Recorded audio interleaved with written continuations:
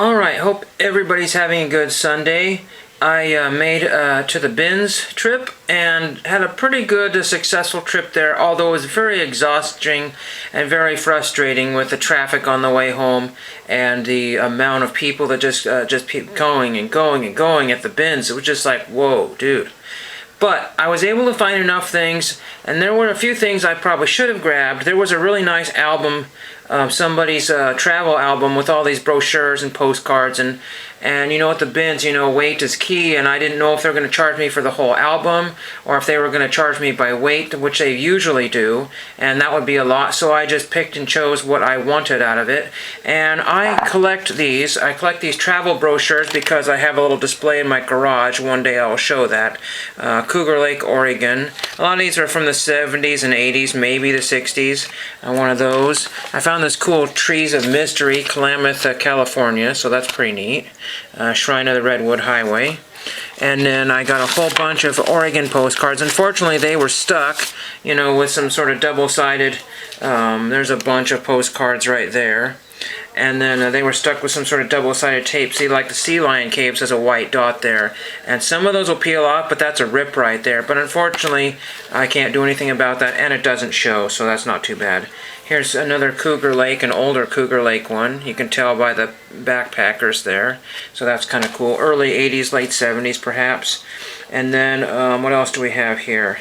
I'll show a couple of, here's a Bend, Oregon postcard. Well, I said I won't show all of them. Here's Salt Creek Falls. Some of the postcards had writing, and some of them had stickers on them. Here's one with a sticker on it, Twin Lakes, Bend, Oregon. And I think that will peel off. Again, these will just be used for projects, so it's not a huge deal. The next thing I found was this dinky little bottle of Pepsi. I have no idea, it just was really cool, and I said, you know, that's pretty cool. I got to take them home and put that somewhere, so that's pretty fun. And this took me about 20 minutes to accumulate all these Dukes of Hazzard cards that were spilled all over the place. This is like Dukes of Hazzard Uno from like 1981 or 82, and unfortunately there was no box, no instructions, so I had no idea. But I found around 91 cards here. These are the generic ones here, sort of. There's Boss Wild. These are the wild cards. And then we get into the player cards. There's Daisy. So there's between 7 and 9 of each player from what I found. Uncle Jesse, Flash. So there's not a lot of good autograph signers if this would be a set you would. Bo, he basically, I think he will for a fee through his website. At one time he did. Luke, I'm not sure about old Tom Wopat. Cooter has a store, I think, and you can buy his autograph, but I don't know if he'd be able to sign that one or not. And then the only one that I know of, Roscoe is since deceased, but I bought his from his store, or I got it as a Christmas present. But then we got Deputy Cletus. I just forgot what his name is, just temporarily, but he is a good signer. At least he was. He's probably about 75 or 70, 75, somewhere in that range there. Not dollars, but age. Everybody's one he's getting. He might not be that old, but he's getting up there. So that was a cool find, but I said 91 cards. I'm guessing there was probably 100. This one I meant to show in my last video here. Just take a break from the Goodwill finds here. This is a Flair Greats Sweet Swatch Classic, which I picked up at a swap meet many years ago for $5. It's Juan Marshall of the San Francisco Giants. And the cool thing about it is it's a jumbo swatch. The regular swatch here is, you can see, a normal swatch compared to that one there. That's really pretty cool. And this is number 89 out of 385, and I found none for sale on the internet as far as I can tell. That light is really, the number is right where that shine is right there.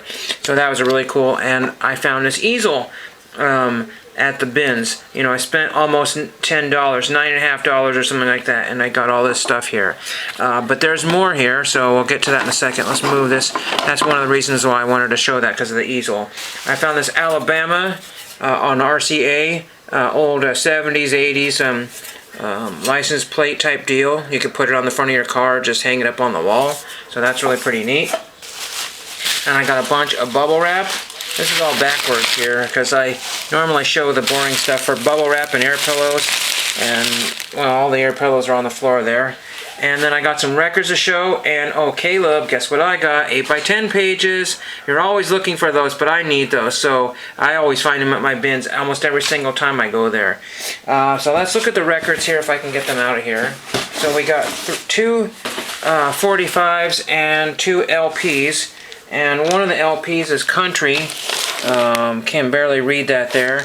And this is the original soundtrack album composed and conducted by Charles Gross. So that's interesting there. And the reason why I got it was pretty much, I think, factory sealed. I think that's the baggie that's in it. So that was really cool. There were hundreds and hundreds and hundreds of records, even pallets of records that you could buy.